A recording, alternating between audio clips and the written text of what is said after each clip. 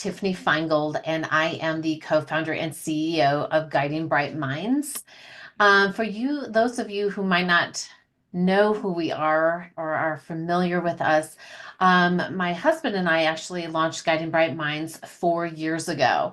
Um, and we are parents ourselves of a neurodivergent child. And it was because of that personal experience that we decided to launch Guiding Bright Minds. There is a lot to learn, there's a lot to know, there's a lot of resources, and it can be very overwhelming, exhausting, and you feel isolated and alone. And as my husband and I were going through this process, and thinking about ways to, find the services for our son, we wanted to create a community that supported, and we wanted we wanted other parents to not feel like they are alone. And so that's how we came up with Guiding Bright Minds and the first thing that we did when we created Guiding Bright Minds was create a directory for the parents, because again, you can go online and you can start Googling and researching psychologists, occupational therapists, all these research options come on, and you don't know where to even begin. So I personally meet with all of the providers, find out why they're offering the services they're offering, why they do what they do, and also to guide the parents in finding those resources and connecting to those resources. And I'm so excited because one of the products that we just launched through Guiding Bright Minds is called in the Empowering Parents Program. And the Empowering Parents Program, which I've been working on for about 3 years because I really wanted to be thoughtful in how to empower parents. And as I talk to the parents, one of the things that is most frustrating is to meet other parents that have neurodivergent children. And what does that look like? So there's four key components of the Empowering Parent Program. And the one is to connect you with other parents. The second thing is we created these, they're called parent playbooks based upon each diagnosis. So an ADHD playbook, an autism playbook, dyslexia, executive function. We currently have about 10 playbooks ready to go, and that's to help parents on their journey, looking at signs, symptoms, treatments. We also have a parent power hour each month to walk through the journey, where are you at, and then an Ask the Expert series, which this is kind of a kickoff to that, to find out and talk to expert and get their input as we try to go about our daily lives and doing the best we can to service our kids and to service ourselves. And that's what makes today really special to me, especially on Valentine's Day, when we look at self-care, when we look at self-love. And I know as a parent, sometimes it's frustrating to hear those terms because we're thinking, when do we have time for this? What does this really look like? But we also know that it is probably one of the most needed things we can do to best serve our kids, because we are focused on them. Our whole world is about what can we do? How can we help them? What does this look like? And the biggest help we can provide, which I think we often forget about, and I know myself, I do it, is that we have to put ourselves as a high priority. And the one that you hear all the time, when you're on a plane, you put your mask on before you can put somebody else's mask on. Because if you're not breathing, if you're not taking care, if you're not feeling that, mental, emotional, spiritual, whatever health, physical health that you can be at, then it's hard to provide that to others. And so I'm excited to have two people that I've known for a very, very long time, and actually were the first with Guiding Bright Minds, and to believe in this mission and to believe in the purpose of what we're doing to create this community of support. So I am so honored to have both of them here today. I'm going to do a brief introduction and then have them introduce themselves further as to what they do and the impacts that they have in their amazing organizations on this community. First, let me introduce you to Craig Nippenberg.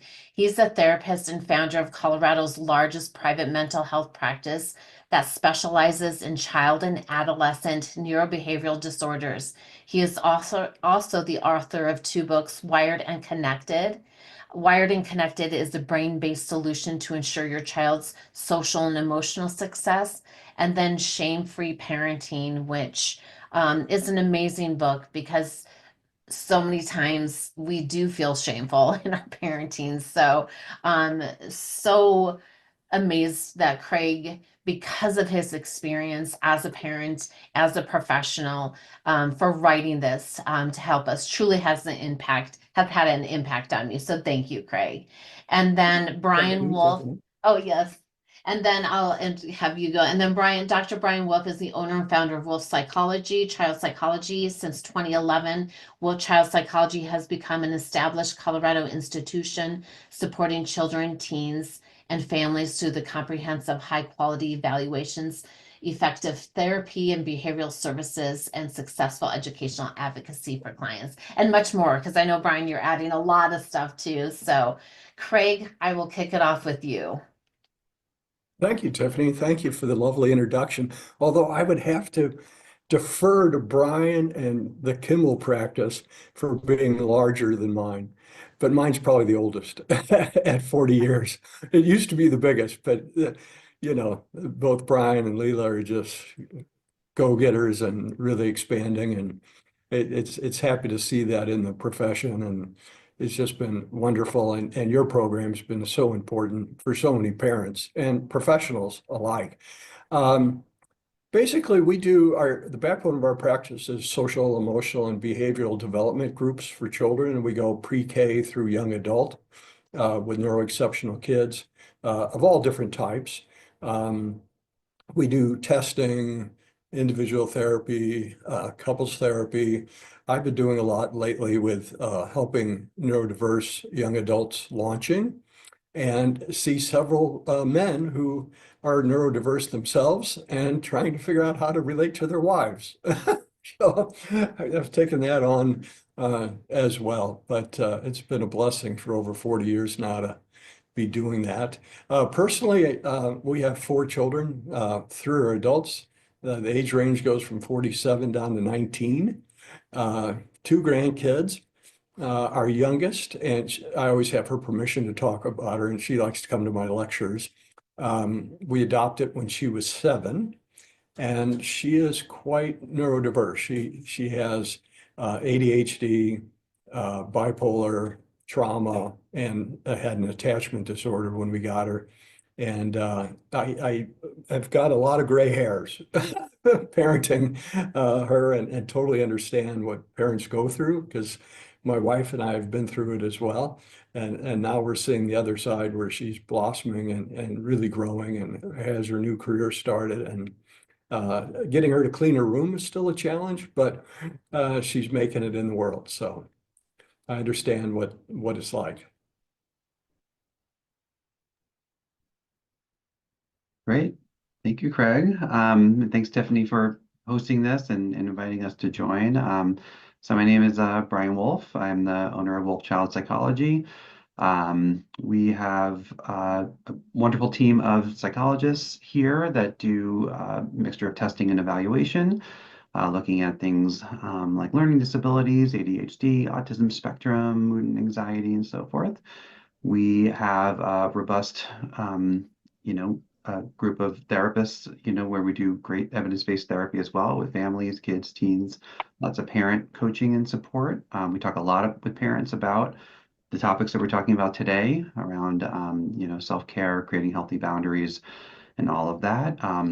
Partly for oneself, and I am a parent of two boys who also have their own neurodivergences, but also to be the best parent you could be, right? Kind of have that kind of baseline, self-care and, through whatever that is, through, your physical, spiritual, mental, so that you can be there more, for your kids.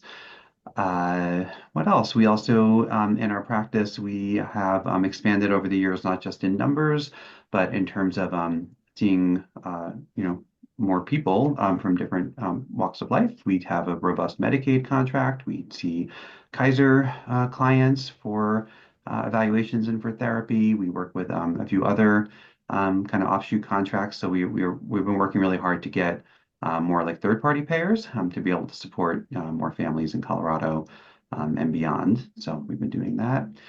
And we have two coaches as well who work on executive functioning, on life skills with families, teens, young kids, and so forth. So I'm excited for 2025 for what our practice, can continue to do for families in Colorado. And I'm excited for this talk today. So again, thanks, Tiffany, for hosting. Thank you. I will let you guys kick it off. Okay, do we want to just go dive into self-compassion? Yes. Great starting Excellent. point. So, do you mind if I start, Brian? Is that all right? Yeah, go for it, Greg. Sounds great. Okay. Oh, and I forgot to mention, I do have a podcast that's been going on for 4 years now, Legit Parenting, Legit Parenting. And it was the basis of my newest book.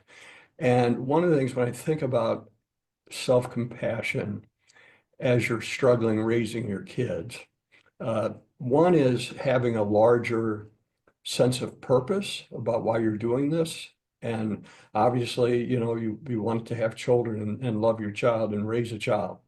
For my wife and I, we decided to adopt a child. We wanted to make a difference in a child's life. And it's that sense of purpose. And I have that professionally as well, is just the sense of a calling to help kids. And I professionally have been through just hellacious things, Columbine, suicides, traumas that you couldn't pay me enough to do them again. But it was the sense of calling that got me through of this is why I do what I do. And it was the same as a parent of an adopted child and our other children as well as, well, that's why I'm here. That's why we wanted her and our kids and now grandkids. And so in those moments of frustration, it's helpful if you have that larger base inside of you of this is why I'm doing this and this is what I love and care about and is important to me. You want to fall back on that during the tough times. Because if you get caught too much in the tough times, in the moment, you just end up feeling burnout and trashed, and you need time to just be reflective. I love to write too. I have several journals, and that always keeps me in a good place.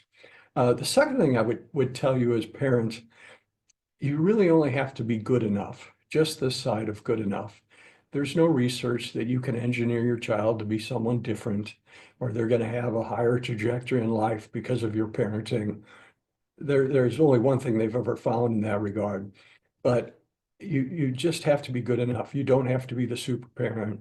And if you're the mom or dad who's watching social media posts from momfluencers, you usually just feel worse. Like, oh, I should have said that. I should have said this. And what I like to say is when I'm at the office as a clinician, I can be mindful and I can say those things the way you're supposed to say them. But when I get home, I'm dad and I'm too tired and I things just come right out of my head or out of my mouth. And then you can always repair them. You can always repair anything. So it's really about you just have to be good enough. It's not going to change your child's life, and you're just trying to get through. That's what you're trying to do. And especially for parents of neuroexceptional children, it is a tougher task. We know you're lonely. There's always been research about the loneliness and isolation of exceptional families because they get tired of hearing about their kid did this or their kid did this. So we won't go there anymore. We won't go to the school picnic. We won't go to the synagogue or the church or whatever. We're just going to withdraw because you get so tired of being told that your child's misbehaving. And so you end up being very lonely. And that's true for all the parents in our country right now.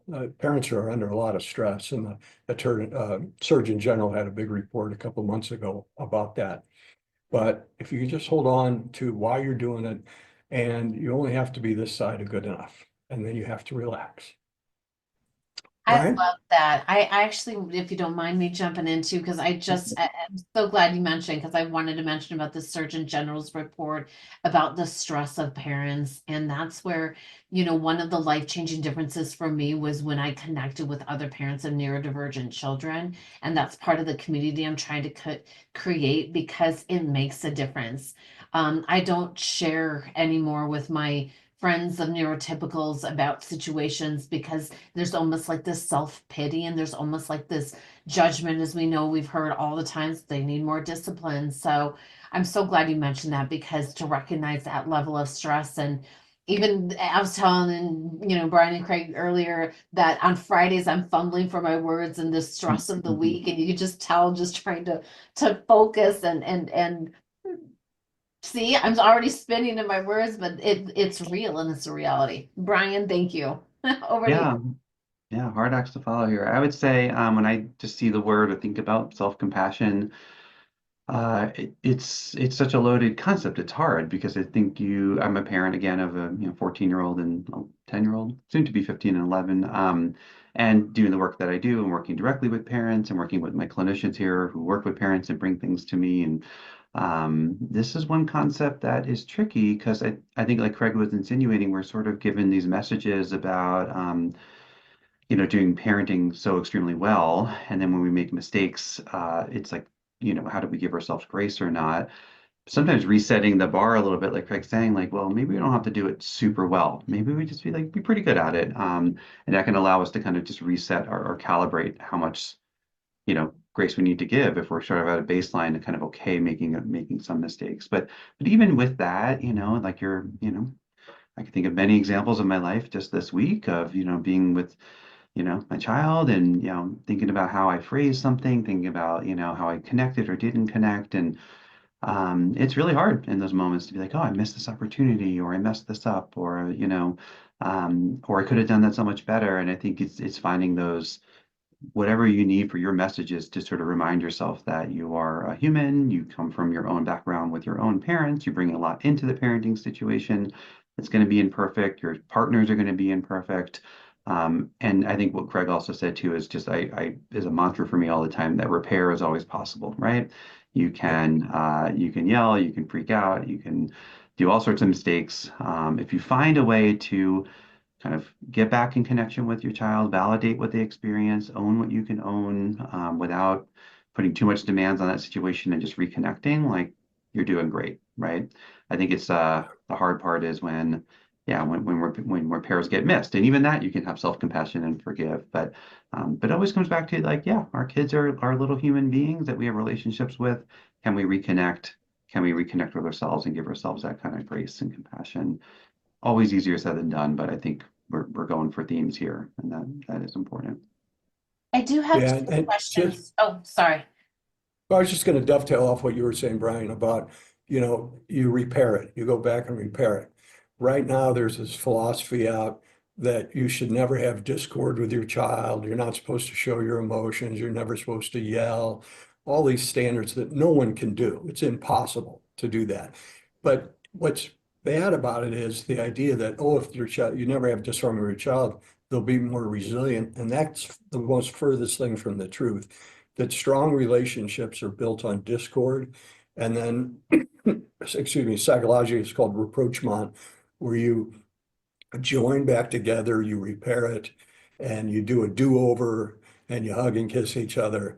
That makes stronger children, not them never experiencing any discord. You're actually setting them up for failure when they get in the real world. I love that. On the screen it shows burnout, and we as parents know when we've reached burnout, because that's maybe when we escalate in our emotions. So what how would you help how can parents recognize the early signs of burnout before it becomes overwhelming? You Yeah, want to start, Brian? sure. I was thinking about that in general, because I think we have to define our terms a little bit. I think there's the moments of burnout when you feel overwhelmed as a parent. You had a big day at work, you're having things coming at you from home and so forth. And so you could be burnt out on a micro level, like today or this week. And then there's sort of like when you sort of like really burnt out, when in kind of a longer term trajectory. And then I think it's important to think about why we're burnt out or where that comes from a little bit too, right? So what I mean is, um, one form of burnout that, I see in my life and I see in my practice is the kind that comes from not is from like sort of constantly doing things to maybe create a lack of discord at home, or constantly doing things to accommodate and support and be there, and not setting those healthy boundaries, or not taking that time for yourself. So in the moment, it can feel like the right thing to do as a parent, right? I'm doing these things for my kid, I'm supporting them, I'm helping them be happy. And if we do that all the time over the course of weeks, months, and years, you start to get, you really kind of lose yourself in the situation as a human, as a parent. So that could be a longer term burnout. And then I think, there's more of the short term pieces, like knowing when this week has been really hard, given whatever's going on in your life and your family of origin, your other kids, your work, and just knowing that, okay, I'm at a place of sort of overwhelm and temporary burnout. How do I take care of that right now, so that that's not just infusing everything I'm doing? So I just, I think there's different ways to think about burnout. Greg, what are some of your thoughts? Yeah.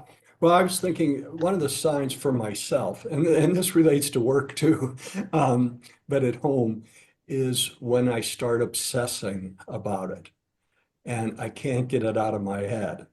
And then I lose sight of the other bigger progress we see going on. But I'm stuck on, one time my daughter had a sock on the floor of her bathroom, and we walk past the bathroom every day. It's in the hallway. And there's this one sock day after day after day. And I'm like, can't she see the sock is there? Like, and I just couldn't, like, and finally my wife says, just close the door. And same thing with the room. We just closed the door. We can't look in there. It's just too overwhelming. But I did finally, after 2 weeks, I said, hey, honey, the sock in there, I was talking to it. It misses its partner. It wants to be with its partner again. And she finally picked it up. But there's those times when you just get stuck on, oh my gosh, and then you lose perspective on, well, there are other areas of growth. And so we've really worked hard on appreciating her growth and focusing on, you've got a career going, you're making it to work on time, you haven't missed any days, and you're taking care of your health, and we'll figure out the room later, right? And the other thing I think it's helpful in a larger perspective, you have to look at your kids. For neuroexceptional kids, they on average are about 2 years behind developmentally. So when we look at our daughter who's 19 now, she's really acting like a 17-year-old, including her spending. As soon as she makes money, it's gone. She loves like a 17-year-old that has money for the first time. And now we're just slowly moving forward. The other night she said, the head of the salon was talking to her, and she said, and he was like, you can buy a house pretty quick. Once you get going, you're going to be able to buy a house. And she had never thought of anything long-term like that. So we just try to take small steps, but it's when you're feeling like you just can't get it out of your head, that's when you have to go do something. And now for my wife, she'll often say to me, and I don't even realize I'm doing it sometimes, but she'll say to me, do you need to go for a bike or a swim? And I'm like, is it that obvious? And she's like, yes, you really need to go for a bike or a swim. And that's kind of my go-to things to relieve my head and get myself out of it. But it's that obsessive thinking that really gets you stuck. And then you're in this on this little thing like me and the sock, and not appreciating the progress that's being made. Oh, such a great highlight. I'm going to ask one more question that pertains to self-compassion and burnout, and then we can move to building a support network. But what strategies, and I know I'm so guilty of this, but strategies can help parents overcome guilt when taking time for themselves? So that's a good one, Tiffany. Well, I was actually just talking with parents that I'm working with earlier this week, kind of about this very topic. And I think it's going to be different for any given family, any given parents, on how they can accomplish this. But I think the messaging I was giving to them was something along the lines of, like, if we don't take that time for ourselves, and we're sort of just staying in the trenches with our child, let's say, instead of doing that workout or doing that walk or whatever, we're actually not just less effective, we can actually be counterproductive, right? So we think, by not doing that thing for ourselves, we're just being with our child through something, whatever's going on, that could be more helpful to the child. But in some ways, we actually might be creating more problems or contributing more problems, and actually modeling something not great, right? That, like we're going to keep foregoing self-care because we're worried about what's going to happen at home or something like that. And so the very act of not doing that thing actually could be causing more difficulty. And I think there was a little bit of a click there of like, um, like, having that time for yourself is not indicating that you're not doing something for your child. It actually is a sign you are modeling and doing something for your child very directly, by doing that, right? So sometimes just kind of that cognitive thought process on it can be helpful. I don't know what you think, Craig. Yeah, and I love the way you said that. I was thinking about the concept of a timeout. So we're used to, like, with our children when they're struggling and emotional, we're like, okay, let's take some time, let's get yourself together, go read your book, go bounce on the trampoline, go color in your feelings journal, whatever. And they learn then to soothe themselves. Well, parents need time out too. We need time out to soothe ourselves so that when we come back to our child, we're in a better place to meet their needs or address the problems at hand or show them some new strategies, or hopefully they'll try them. But if you don't, then you're a wreck. And so by actually taking time out for yourself, you're actually helping your child because you're going to be more refreshed and ready to do that. I see a dad who's got two teenage sons who are neurodiverse 17-year-olds, and the kids still can't wake up on time for school, and they're always, every morning's a fight. And he said, yeah, the other day my wife turned off our alarm and she looked at me, she said, I'm not getting out of bed. I'm not starting my day this way again. And he's like, okay, I'll take it. And if you have a partner, you do have to switch off a lot and rely on your partner to help. But there are those times where you just like, you can't do it. And it's okay. It's the same thing with homework. There's so much homework stress. And there's plenty, I tell my parents all the time, just bag the homework, have a fun night as a family. It's not going to affect their academic progress that much if you skip a night of homework here now and then. And then, and this relates, I think, to another topic, but the idea of setting boundaries for your own self-care and having an hour a day. Now, if you've got preschoolers at home, that's really tough.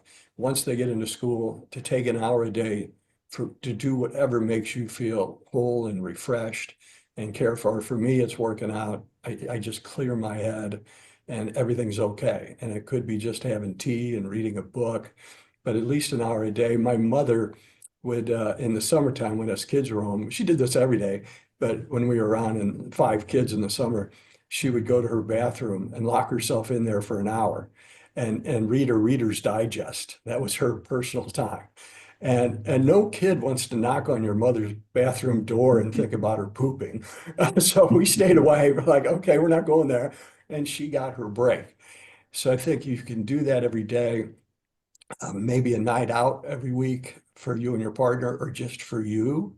Probably a weekend away every 3 months. I'm on a weekend away right now, to just get yourself refreshed and care for yourself. And so when you come back, you're in a better position to deal with things.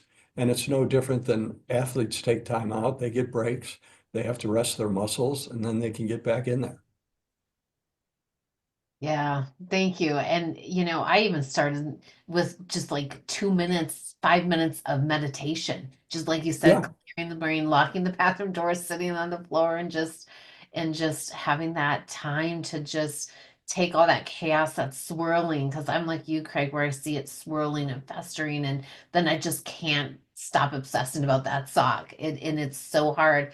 But I loved how you said focus on the bigger picture of what it is. And I think for parents too, it can be hard to not always comment, like just leave the sock there. It'll eventually get picked up, right? Like, but it's so hard, like, why is that there? But that's where that restraint and finding that. So thank you guys.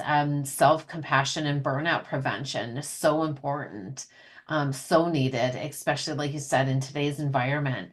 So let's build a support network. What does that look like? How do we go about that? Well, I think it's my turn, right, Brian? We'll go back and Yeah, go forth. for it, Craig. Yeah. Okay. Just historically, and this is where Guiding Bright Minds fits in. Over the years, I was the head of the board for the ADDICH group, which was the Attention Deficit Disorder Advocacy Group. We had 20 support groups in the state, thousands of parents. We're very involved politically. We hosted conferences. And there's the learning disability support groups. There was an autism support group for a while. And they really serve that important function of bringing parents together who get it. It's what Tiffany said earlier about she doesn't tell her friends with neurotypical kids about her struggles because they don't get it. And oftentimes your own mother might not get it, or your dad, the grandparents, they don't get it. And you need to be with people who really understand how hard it is and maybe pick up some tips. But just that idea of saying, I'm not doing so well, and having other parents that can say to you, that happens to me too. I feel the same way sometimes. And just to get that validated is so important. Now, what Guiding Bright Minds did is kind of bring all those groups together under one umbrella, where parents can go to these webinars, they can look for resources. There's opportunities to connect with other parents who are just like you. And there's nothing greater than that. And Tiffany, you've just done an amazing job bringing parents together. I was reflecting, I did a talk for an adoption camp, heritage camp up in Estes Park this past summer on executive functioning issues for adopted children, which is about 60% of them have ADHD. And what I realized, seeing all these families there, the kids go play, with the teenagers, and then the adults get to have a chance to learn and communicate and have a happy. It was really fun. They had a great happy hour for the parents. I thought to myself, my wife and I could have really used this. We didn't know about it. And we're both therapists, and we knew about our daughter's background. We thought, oh, we can handle this piece of cake. And now in retrospect, we're like, we could have used that. We could have used an adoptive parent support group because nobody really else understands what it's like when someone has an attachment disorder. That's a tough deal. So that is really important to connect with others who are in the same boat. And it's for comfort and ideas. And you get new ideas on how to approach things. And maybe a break because they'll take your kids over for a play date so you can have a rest. Yes. Brian? Not too much to add to that other than part of that support network can be like professional support, right, for you as parents, right? So I think there's a lot of times where your child's in OT and speech and therapy and school supports and and that's fine. But there's a lot of times where parents don't necessarily just meet with the professional themselves about themselves and their journey, right? So even here, a lot of times therapy can be okay. The child comes in, we meet with them for 30 minutes, we do a 10-minute debrief with parents, we give kind of the marching orders of homework and meet next week. And I think we're trying to think outside that mold a little bit too of like, okay, like is the focus really is it best on the 8-year-old child or is it best on the two parents, right? Who are the ones that are trying to figure out all these questions buzzing around their head. Am I being too strict, too accommodating, too this? What if have a different parenting style than my partner? How do I work all those things out? And then also just that feeling of like, the struggle of the day to day. And if we're, in some ways, if we're always focused on the child, we're actually not modeling what we're talking about very well at all.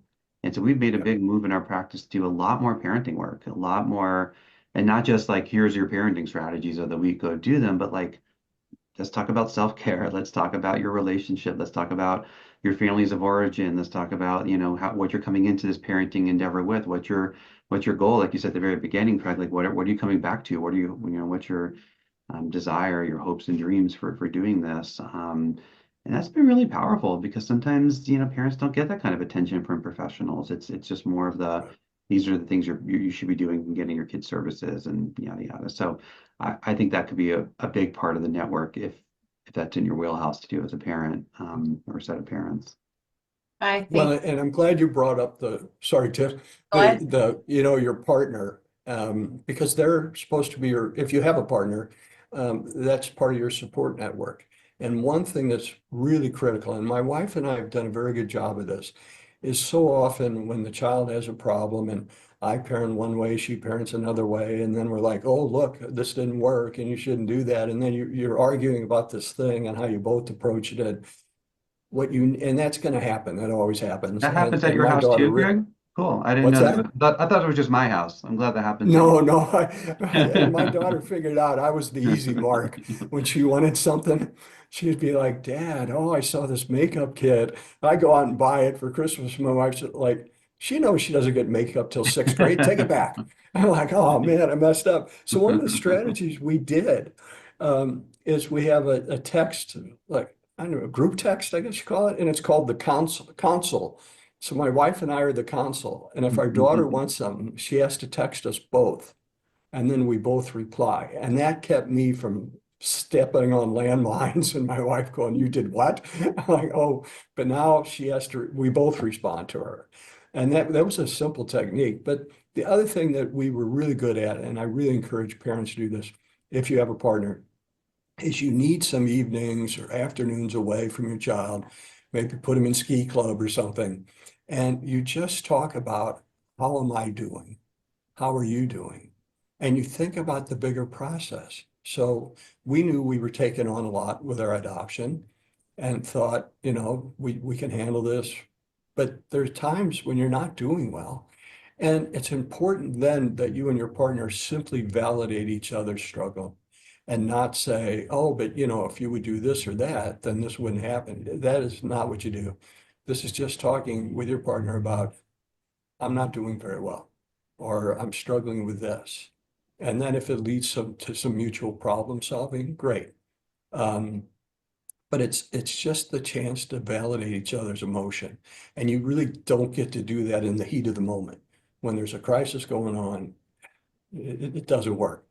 But it's time, maybe every month, where you just talk about, how are we doing as an individual parent and as a couple? And you really have to keep getting centered back onto that and not get just stuck in the trenches.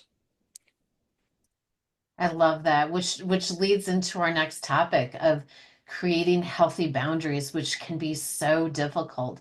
And just to share kind of also a personal story, and I think this leads into that support network and family dynamics.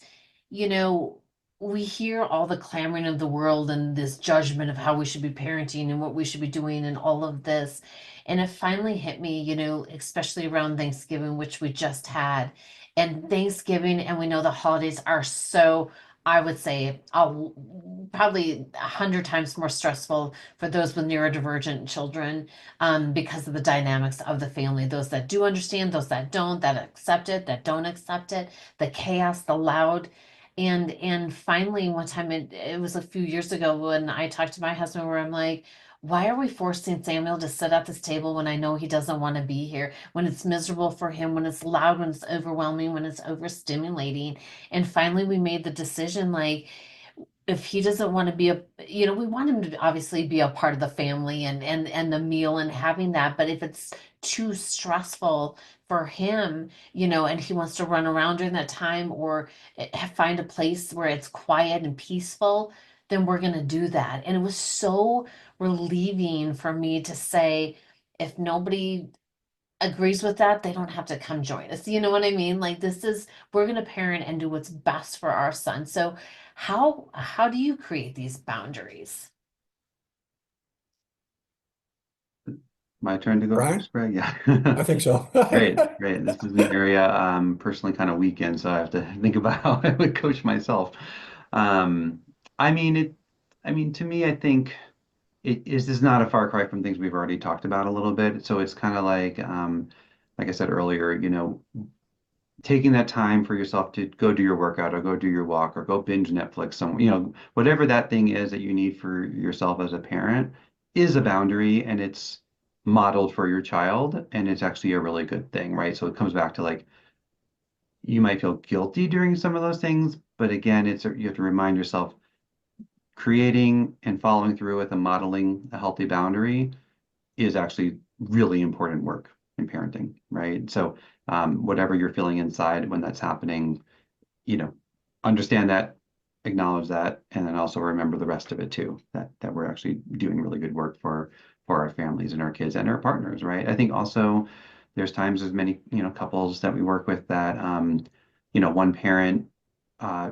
it can get a little bit worried about how the other parent's going to handle something or whatever that is. And I think if, again, that reminder that, okay, if you're that parent who's worried about it, it's even yet more imperative to go out for the night and do something different. Let the other parent establish their own boundaries, their own relationships, make their own mistakes, instead of kind of feeling you have to hover or be there or kind of correct or change things. So boundaries play around in the entire family unit within the couple, across the entire family. And like you said, Tiffany, with, extended family, right? Like, sometimes grandma and grandpa and everybody's well-intentioned, everybody grew up in different eras and were raised in different ways, and your unit is kind of the most critical. It's like I'm going to set that boundary with my friends, with my parents, and so forth, so that we're doing, we're telling the world this is what we're doing as parents, and you know, it's their job to kind of accept those boundaries, but it's important to have them. So I think that's relevant. Yeah, and I think with doing that, one thing that really helps is having a set structure, a schedule for yourself and the kids. And kids do very well once they know the structure. Think of a classroom. Every classroom has the time, each day, what we're doing at this time, what we're doing here, what we're doing here. They know what's going on different days. Once they adapt to that, they like it. They enjoy having that routine. So if they know, okay, this is your time that you're going to be doing stuff. And for your children, that's their self-entertainment time. And we're not talking to mom or dad. We're not bugging them. We have to learn to self-entertain because mom and dad are doing their thing. So you structure that and you make it a habit. And that habits work great for any self-care, is you have to do it regularly over and over and over every day. Now, the one thing that's hard with kids is kids are incredibly spontaneous. So you might be just about out the door and your kid's like, oh, I forgot this or that. And then you go upstairs and they're sitting on the floor playing with their Legos and you're supposed to leave and they change. And sometimes kids just barf. They get sick right there and they puke and now you have to change your whole schedule, right? You got to keep them at home.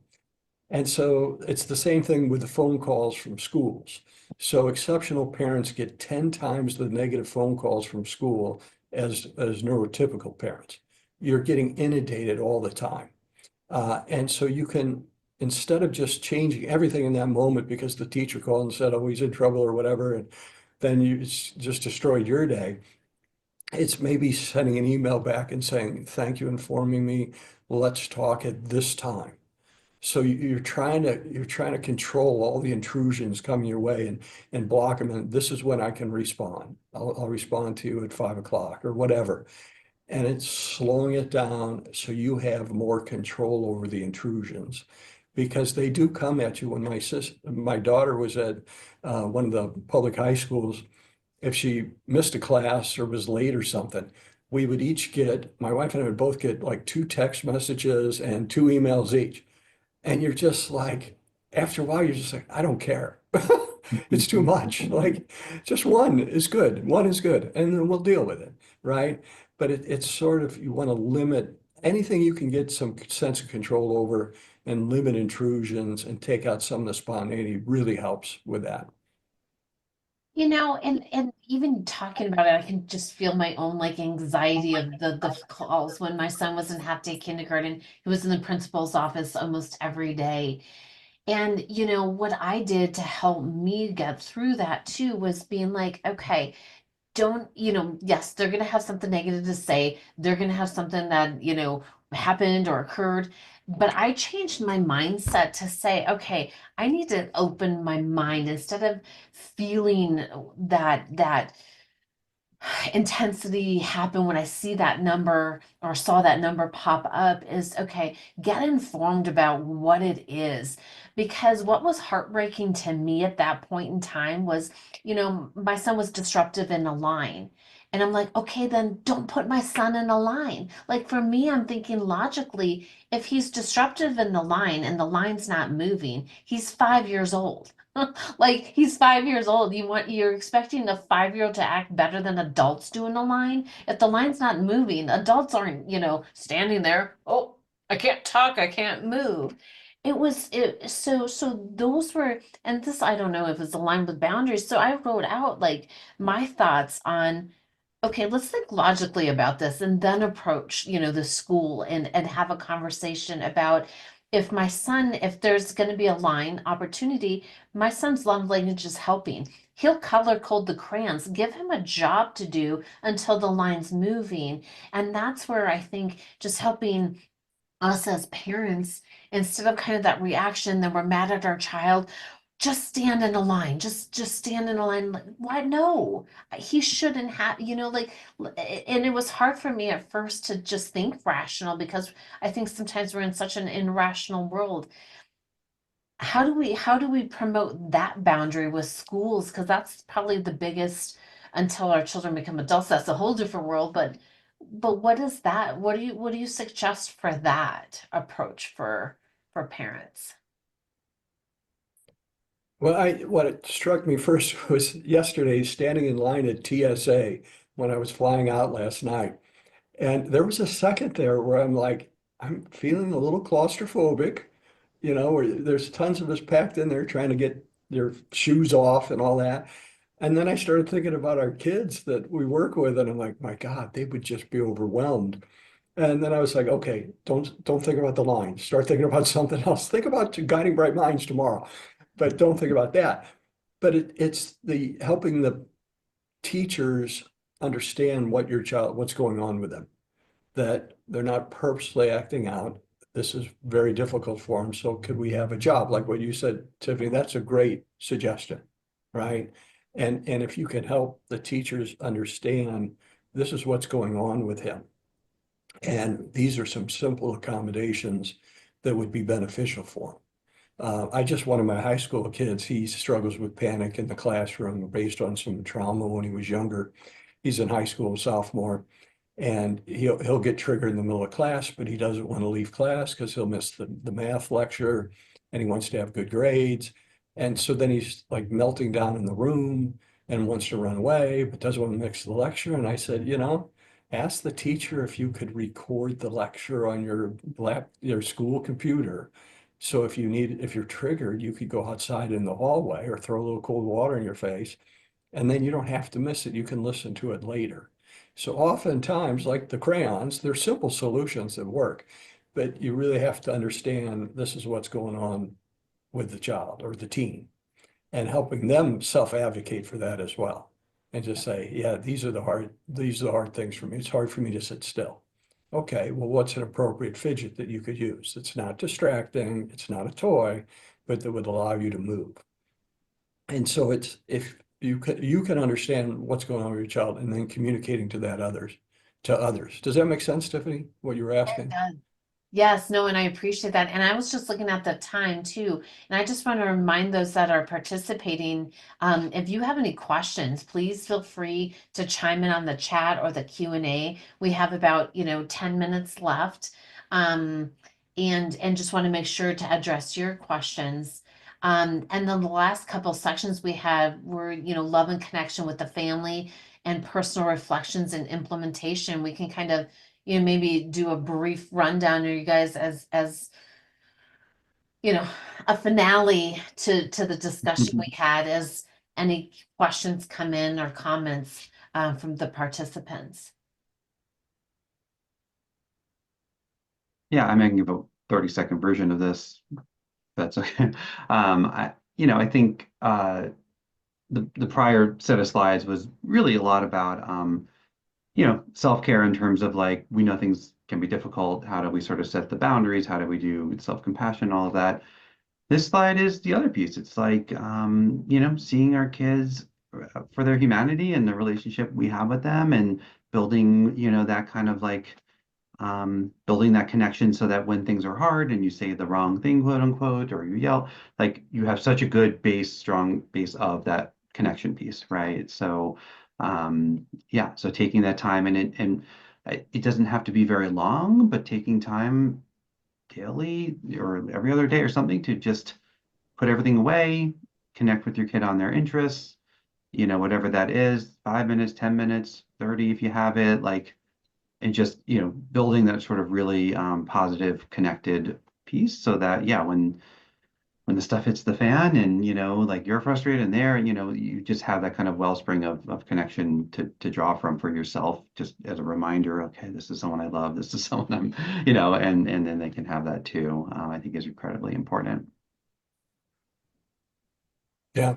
I was thinking about earlier, I mentioned that there's no research that any parenting technique's going to make your kid more than they're genetically designed to be. The only thing they've ever found was parental kindness, that if parents are kind to other people, the teacher, the neighbors, the postal worker, your kids will pick that up and it will last their lifetime in terms of their mental health and well-being.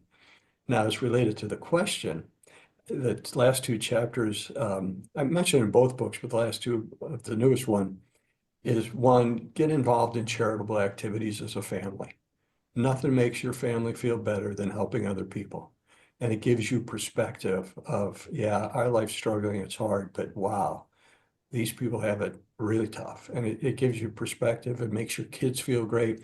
My daughter, we run a program for the last 40 years for people with schizophrenia, post-traumatic stress disorder who are not able to work. They're on Medicaid and they live in these boarding homes downtown. And my daughter loves calling bingo. And when she was 7, she would scream in the microphone, "We have a bingo," and be so enriched. So is doing some charitable activities as a family and helping your kids understand the idea of let's make our empathy a verb. We need to do something with our empathy.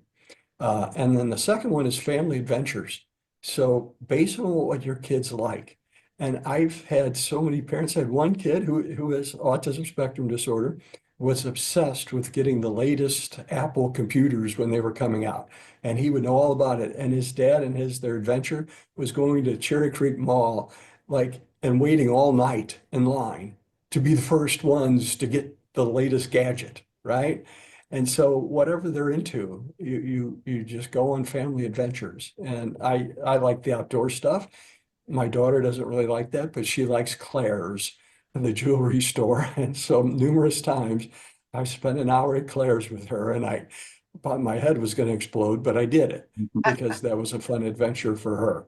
And so base it on your kids, but you have to take time for family adventures and just get away from everything else, away from school, the homework, the room, all the other struggles, and just try to have some fun based on their interest. Joy, have joy in their joy, not necessarily in ours, but I love that you did that at Claire's. It's overwhelming for me too Oh, when I go in there. A question did come in, and actually I do want to have more series on siblings, but they have one neurotypical, one neurodivergent. It can be hard to balance the needs all the time to accommodate the ASD child without seriously affecting the other. How do you suggest managing conflicting needs, which I know exists a lot? Yeah, that's $1 million question right there. And that question is true for all families that, in a lot of ways, like with siblings and partners. But yeah, if you have, 2, 3 kids and yeah, clearly one of them is more on that neurodivergent spectrum and has some particular needs, and maybe the other or others are, let's say, less so. But you're as a parent thinking like, well, I can't just ignore all the neurotypical kids' needs because I'm spending all my time focusing on the neurodivergent kid, but it's so easy to because in some ways they're sort of okay enough, right? So you kind of have that guilt, you have that, I get it. It's a tough place to be in. I think again, it comes back yet again to maybe the same thing I keep saying over and over. It's like we want to model and set boundaries around the things that we're trying to show to the neurodivergent kid, right? So yes, we can spend all of our emotional and physical capital on, the child with the more, the stronger social emotional needs. Um, but how powerful is it to say, I'm spending this next hour with the other kid, right? That's focused time. I'm going to be with them. I'm going to follow their interests. It's great for the other kid, and it's great for the neurodivergent kid to see um, that you have that boundary, that you are not beholden to everything that they need in every given moment, and that in fact it's really healthy and helpful for them to see that happen. They may not like it, it may take time for them to get used to that kind of concept, but also as a parent to remember, like, no matter how neurodivergent my kid is, we do want them to learn to sort of be on their own more, right? Like that for the long-term prospects of it. So taking that time to be with your other child, you don't have to put it in their face, but you can go out and do something, but just to kind of demonstrate that, yeah, like you're gonna carve out the time to do it, helps the other child, helps you, helps modeling for the neurodivergent kid. Yeah, I think there's the old saying, the squeaky wheel gets the oil. Mhm. And that's often the exceptional child's getting all the oil. And the other wheels get jealous and frustrated by that. And so you might be going on a family trip, you're gonna go to Elitch's, and you arrive at Elitch's and your brother has a meltdown like always, and dad's frustrated. He says, "Well, we're just going home." And now the siblings going, "This sucks. I lost out on Elitch's because my brother was throwing a fit." And they need time to talk about that. So when those incidences happen, you need to meet with a sibling and talk about what's it like for you. I bet it's hard for you. And I've done that with several siblings where I've met with them, validated their emotions, and drew some simple pictures to explain what was going on in their sibling's brain and what's hard for them and why it's hard for them, so they have understanding of their sibling and can appreciate it more. And then you make a little plan, like kind of what Brian was saying. They need their individual time. And you might say, "Hey, your brother's going, your dad's going to take your brother doing something this weekend. Maybe you and I will just go to Elitch's by ourselves. And you're going to have a great time." And so it's kind of then planning and brainstorming so that all the siblings are getting some oil too. Because if they don't, eventually they're going to squeak. And now you've got three squeaking wheels. So you want to keep oil on all of them. And it starts with validating what it's like for them, their experience. I think that's a great conclusion to such an important topic. And um, I will be having more on siblings, and I've all of a sudden gotten so much more questions on resources and support for that. So more to come. And thank you. I had somebody else asked the link for the next webinar. Actually, don't have that ready now, but on March 11th, Brendan Slater and Jamie Bloom are going to talk about parenting strategies for ADHD and executive function skills.